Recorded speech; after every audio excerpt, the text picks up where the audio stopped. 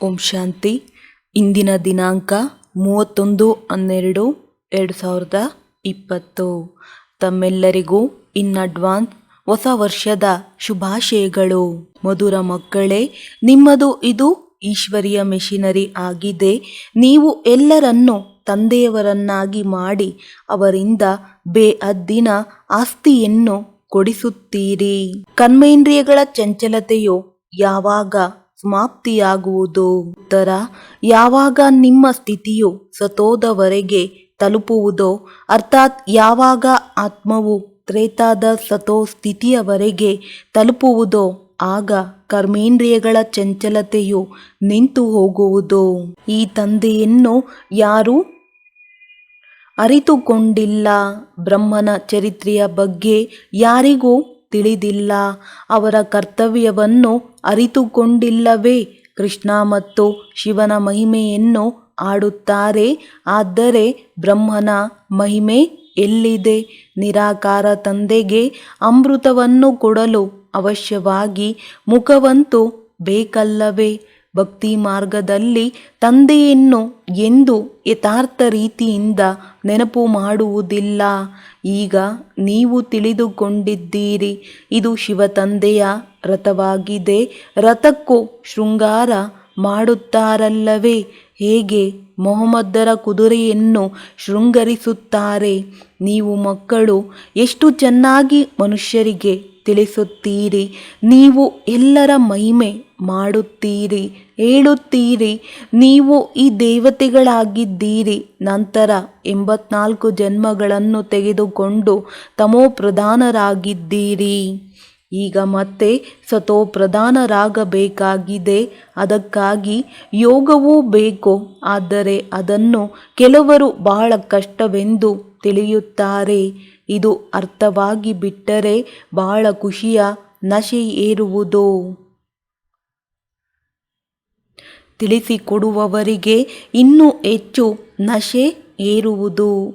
ಬೇಅದ್ದಿನ ತಂದೆಯ ಪರಿಚಯ ಕೊಡುವುದು ಕಡಿಮೆ ಮಾತೇನು? ಆದರೆ ಮನುಷ್ಯರು ತಿಳಿದುಕೊಳ್ಳುವುದಿಲ್ಲ. ಬೇಅದ್ದಿನ ತಂದೆಯ ಜೀವನ ಕಥೆಯನ್ನು ತಿಳಿಸಲು ಹೇಗೆ ಸಾಧ್ಯವೆಂದು ಹೇಳುತ್ತಾರೆ.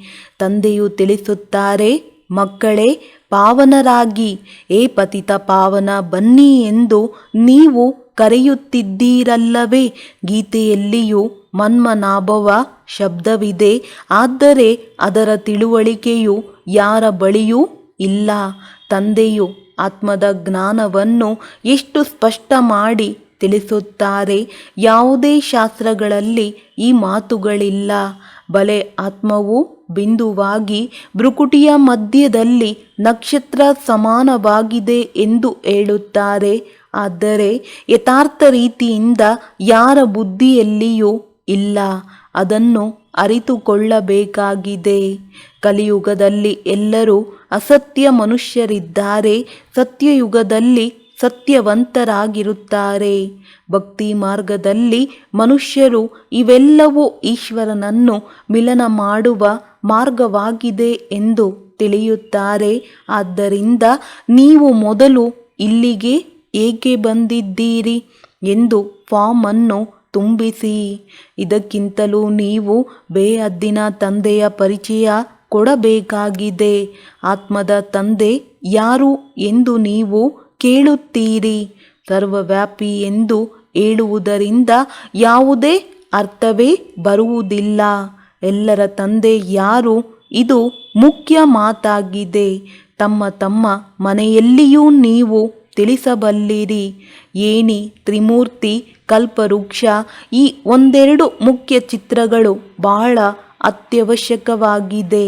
ಕಲ್ಪವೃಕ್ಷದ ಚಿತ್ರದಿಂದ ಎಲ್ಲ ಧರ್ಮದವರೂ ಸಹ ಅರಿತುಕೊಳ್ಳುತ್ತಾರೆ, ನಮ್ಮ ಧರ್ಮವು ಯಾವಾಗ ಆರಂಭವಾಯಿತೋ. ನಾವು ಈ ಲೆಕ್ಕದಿಂದ ಸ್ವರ್ಗದಲ್ಲಿ ಹೋಗಲು ಸಾಧ್ಯವೇ ಎಂದು.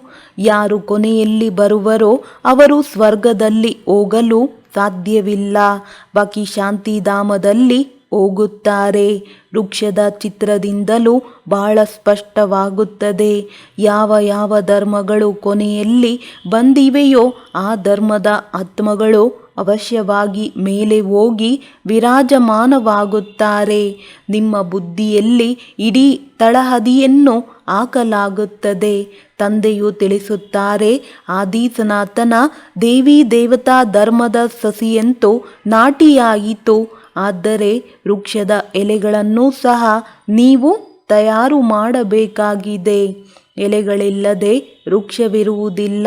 ಆದ್ದರಿಂದ ತಂದೆಯು ತಮ್ಮ ಸಮಾನರನ್ನಾಗಿ ಮಾಡಿಕೊಳ್ಳಲು ಪುರುಷಾರ್ಥ ಮಾಡಿಸುತ್ತಿರುತ್ತಾರೆ. ಅನ್ಯ ಧರ್ಮದವರಿಗೆ ಎಲೆಗಳನ್ನು ತಯಾರು ಮಾಡಬೇಕಾಗಿಲ್ಲ.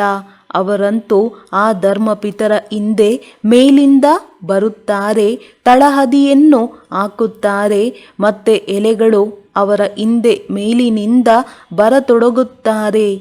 ಆದರೆ ನೀವು ವೃಕ್ಷದ ವೃದ್ಧಿಗಾಗಿ ಈ ಪ್ರದರ್ಶನಿ ಮುಂತಾದವುಗಳನ್ನು ಮಾಡುತ್ತೀರಿ.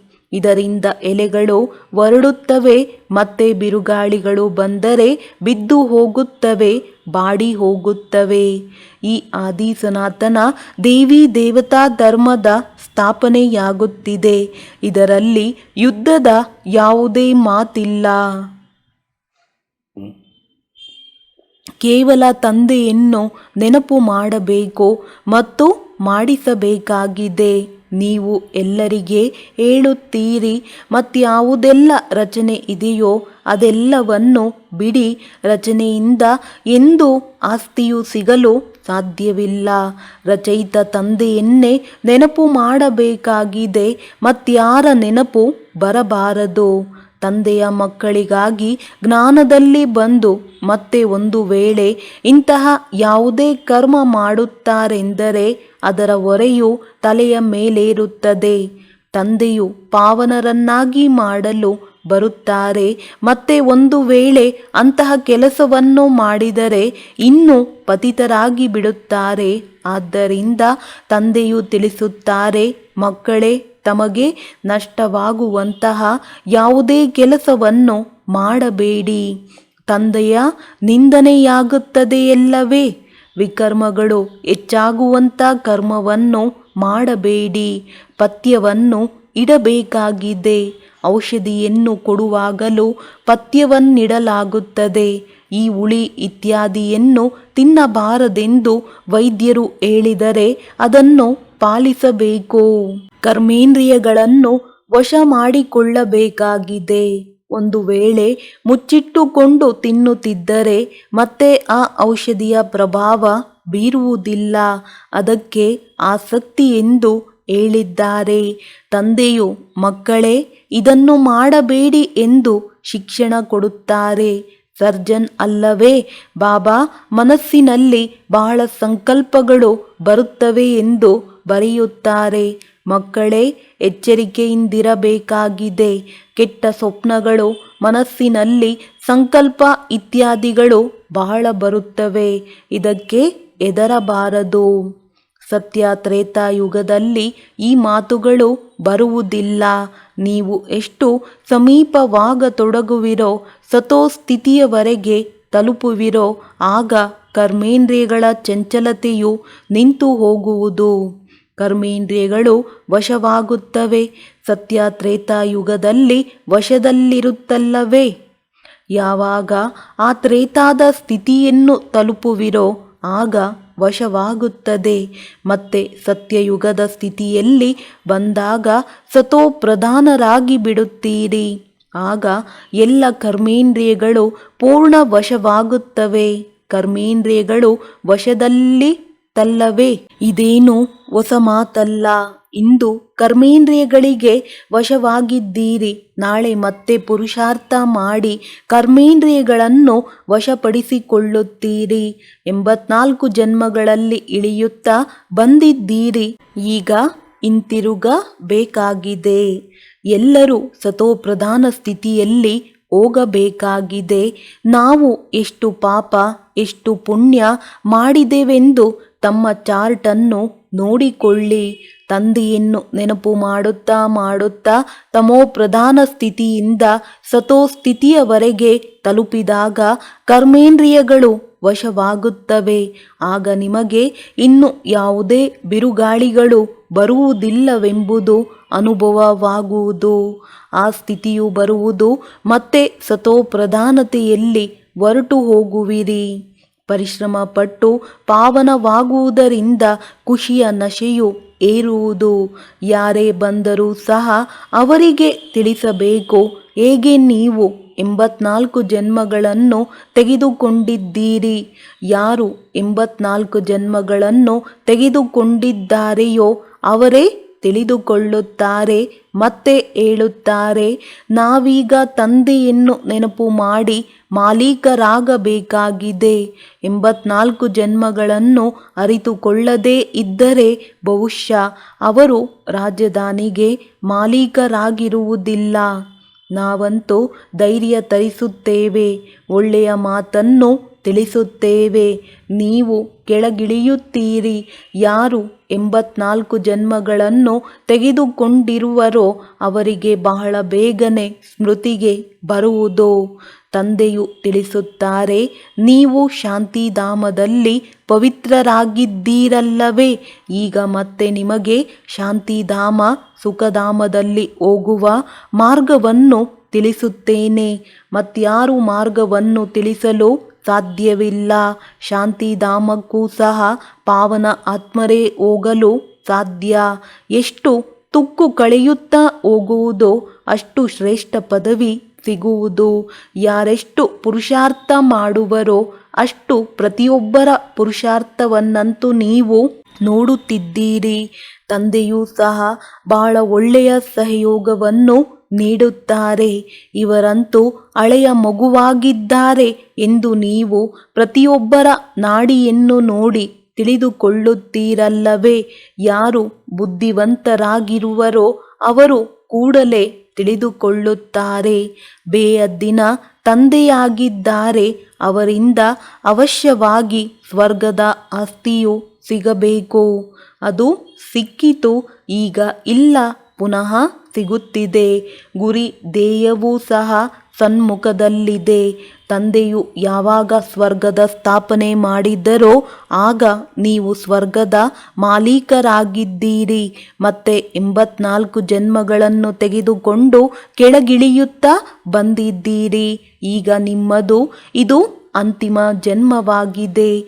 ಇತಿಹಾಸವು ಅವಶ್ಯವಾಗಿ ಪುನರಾವರ್ತನೆಯಾಗುವುದಲ್ಲವೇ. ನೀವು ಇಡೀ 84 ಜನ್ಮಗಳ ಲೆಕ್ಕವನ್ನು ತಿಳಿಸುತ್ತೀರಿ. ಎಷ್ಟು ತಿಳಿದುಕೊಳ್ಳುವರೋ ಅಷ್ಟು ಎಲೆಗಳು ತಯಾರಾಗುತ್ತಾ ಹೋಗುತ್ತಾರೆ. ನೀವು ಸಹ ಅನೇಕರನ್ನು ತಮ್ಮ ಸಮಾನ ಮಾಡಿಕೊಳ್ಳುತ್ತಾ ಹೋಗುತ್ತೀರಲ್ಲವೇ. ನೀವು ಹೇಳುತ್ತೀರಿ, ನಾವು ಇಡೀ ವಿಶ್ವವನ್ನು ಮಾಯೆಯ ಬಂಧನದಿಂದ ಬಿಡಿಸಲು ಬಂದಿದ್ದೇವೆ. ತಂದೆಯು ತಿಳಿಸುತ್ತಾರೆ, ನಾನು ಎಲ್ಲರನ್ನೂ ರಾವಣನಿಂದ ಬಿಡಿಸಲು ಬರುತ್ತೇನೆ. ನೀವು ಮಕ್ಕಳು ಸಹ ತಿಳಿದುಕೊಂಡಿದ್ದೀರಿ, ತಂದೆಯು ಜ್ಞಾನಸಾಗರನಾಗಿದ್ದಾರೆ. ನೀವು ಸಹ ಜ್ಞಾನವನ್ನು ಪ್ರಾಪ್ತಿ ಮಾಡಿಕೊಂಡು ಮಾಸ್ಟರ್ ಜ್ಞಾನಸಾಗರರಾಗುತ್ತೀರಿ. ಜ್ಞಾನವೇ ಬೇರೆ, ಭಕ್ತಿಯೇ ಬೇರೆಯಾಗಿದೆ. ನೀವು ತಿಳಿದುಕೊಂಡಿದ್ದೀರಿ, ಭಾರತದ ಪ್ರಾಚೀನ ರಾಜಯೋಗವನ್ನು ತಂದೆಯೇ ಕಲಿಸಿಕೊಡುತ್ತಾರೆ. ಯಾವುದೇ ಮನುಷ್ಯರು ಕಲಿಸಲು ಸಾಧ್ಯವಿಲ್ಲ. ಆದರೆ ಈ ಮಾತನ್ನು ಎಲ್ಲರಿಗೆ ತಿಳಿಸುವುದು ಹೇಗೆ? ಇಲ್ಲಂತೂ ಅಸುರರ ವಿಘ್ನಗಳು ಬಹಳ ಬರುತ್ತವೆ. ಬಹುಶಃ ಯಜ್ಞದಲ್ಲಿ ಕೆಸರನ್ನು ಹಾಕುತ್ತಾರೇನೋ ಎಂದು ಮೊದಲು ತಿಳಿದುಕೊಳ್ಳುತ್ತಿದ್ದೀರಿ. ಆದರೆ ಈ ವಿಘ್ನಗಳನ್ನು ಹೇಗೆ ಹಾಕುತ್ತಾರೆಂದು ಈಗ ನಿಮಗೆ ಅರ್ಥವಾಗಿದೆ. Nothing new.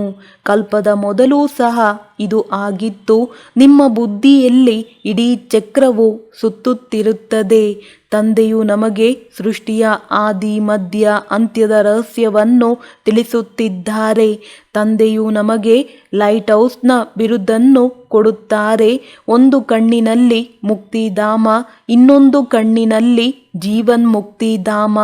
ನೀವು ಶಾಂತಿಧಾಮಕ್ಕೆ ಹೋಗಿ ಮತ್ತೆ ಸುಖಧಾಮದಲ್ಲಿ ಬರಬೇಕಾಗಿದೆ.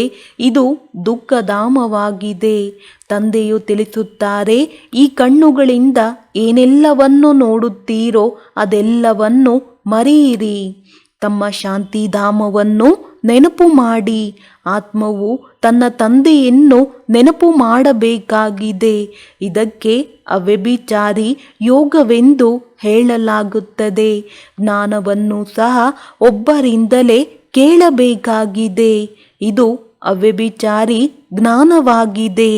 ನೆನಪು ಸಹ ಒಬ್ಬರನ್ನೇ ಮಾಡಿ. ನನ್ನವರು ಒಬ್ಬ ತಂದೆಯ ವಿನಃ ಬೇರೆ ಯಾರೂ ಇಲ್ಲ.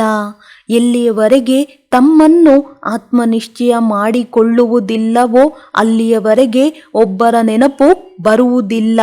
ಆತ್ಮವು ಹೇಳುತ್ತದೆ, ನಾನಂತೂ ಒಬ್ಬ ತಂದೆಯವನೇ ಆಗುತ್ತೇನೆ.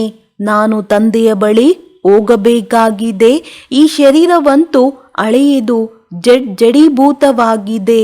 ಇದರಲ್ಲಿಯೂ ಮಮತೆಯನ್ನಿಟ್ಟುಕೊಳ್ಳಬಾರದು. ಇದು ಜ್ಞಾನದ ಮಾತಾಗಿದೆ. ಅಂದರೆ ಶರೀರದ ಸಂಭಾಲನೆ ಮಾಡಬಾರದೆಂದಲ್ಲ. ಆಂತರ್ಯದಲ್ಲಿ ಇದು ಸ್ಮೃತಿ ಇರಲಿ. ಇದು ಹಳೆಯ ಪೊರೆಯಾಗಿದೆ. ಇದನ್ನಂತೂ ಈಗ ಬಿಡಬೇಕಾಗಿದೆ. ನಿಮ್ಮದು ಬೇಹದ್ದಿನ ಸನ್ಯಾಸವಾಗಿದೆ. ಅವರಂತೂ ಕಾಡಿಗೆ ಹೊರಟು ಹೋಗುತ್ತಾರೆ. ಆದರೆ ನೀವು ಮನೆಯಲ್ಲಿರುತ್ತಾ ನೆನಪಿನಲ್ಲಿರಬೇಕಾಗಿದೆ. ನೆನಪಿನಲ್ಲಿರುತ್ತಾ ಇರುತ್ತಾ ನೀವು ಸಹ ಶರೀರವನ್ನು ಬಿಟ್ಟು ಬಿಡುತ್ತೀರಿ. ಎಲ್ಲಿಯಾದರೂ ಇರಿ, ನೀವು ತಂದೆಯನ್ನು ನೆನಪು ಮಾಡುತ್ತಾ ಇರಿ. ನೆನಪಿನಲ್ಲಿರುತ್ತೀರಿ. ಸ್ವದರ್ಶನ ಚಕ್ರಧಾರಿಯಾಗುತ್ತೀರೆಂದರೆ ಎಲ್ಲಿಯೇ ಇರುತ್ತೀರೆಂದರೂ ಸಹ ನೀವು ಶ್ರೇಷ್ಠ ಪದವಿಯನ್ನು ಪಡೆಯುವಿರಿ. ಸ್ವಯಂ ಎಷ್ಟು ಪರಿಶ್ರಮ ಪಡುತ್ತೀರೋ ಅಷ್ಟು ಪದವಿ ಪಡೆಯುತ್ತೀರಿ. ಮನೆಯಲ್ಲಿದ್ದರೂ ಸಹ ನೆನಪಿನ ಯಾತ್ರೆಯಲ್ಲಿರಬೇಕು. ಈಗ ಅಂತಿಮ ಫಲಿತಾಂಶದಲ್ಲಿ ಸ್ವಲ್ಪವೇ ಸಮಯವಿದೆ. ಮತ್ತೆ ಹೊಸ ಪ್ರಪಂಚವು ತಯಾರಾಗಬೇಕಲ್ಲವೇ? ಈಗ ಕರ್ಮಾತೀತ ಸ್ಥಿತಿಯಾಗಿ ಬಿಟ್ಟರೆ ಸೂಕ್ಷ್ಮವತನದಲ್ಲಿರಬೇಕಾಗುತ್ತದೆ. ಸೂಕ್ಷ್ಮವತನದಲ್ಲಿದ್ದು ಮತ್ತೆ ಜನ್ಮ ತೆಗೆದುಕೊಳ್ಳಬೇಕಾಗುತ್ತದೆ. ಮುಂದೆ ಹೋದಂತೆ ನಿಮಗೆ ಎಲ್ಲವೂ ಸಾಕ್ಷಾತ್ಕಾರವಾಗುವುದು. ಒಳ್ಳೆಯದು. ಮಧುರಾತಿ ಮಧುರ ಅಗಲಿ ಹೋಗಿ ಮರಳಿ ಸಿಕ್ಕಿರುವ ಮಕ್ಕಳ ಪ್ರತಿ ಮಾತ್ಪಿತಾ ಬಾಪ್ದಾದರವರ ನೆನಪು, ಪ್ರೀತಿ ಹಾಗೂ ಸುಪ್ರಭಾತ. ಆತ್ಮಿಕ ಮಕ್ಕಳಿಗೆ ಆತ್ಮಿಕ ತಂದೆಯ ನಮಸ್ತೆ. ಧಾರಣೆಗಾಗಿ ಮುಖ್ಯ ಸಾರ. 1ನೇದು, ಒಬ್ಬ ತಂದೆಯಿಂದಲೇ ಕೇಳಬೇಕಾಗಿದೆ. ಒಬ್ಬರ ಅವ್ಯಭಿಚಾರಿ ನೆನಪಿನಲ್ಲಿರಬೇಕಾಗಿದೆ.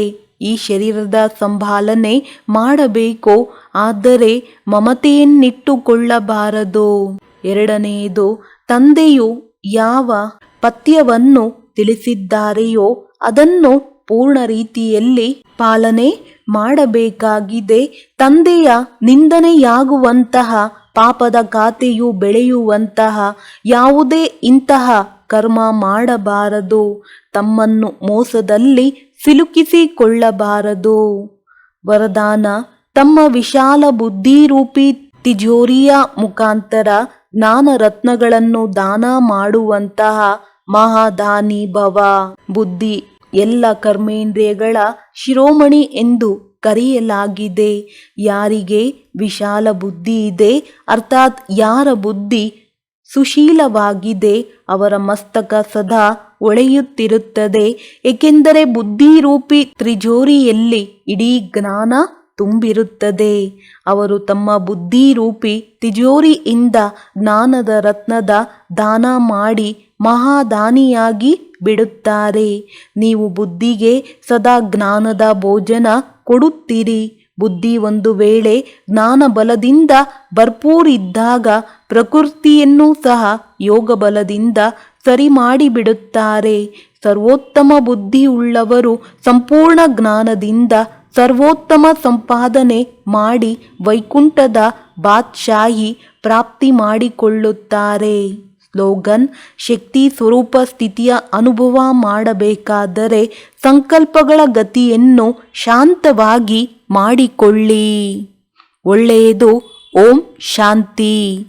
ಮತ್ತೆ ಕೊನೆಯಲ್ಲಿ ಹೊಸ ವರ್ಷದ ಶುಭಾಶಯಗಳು.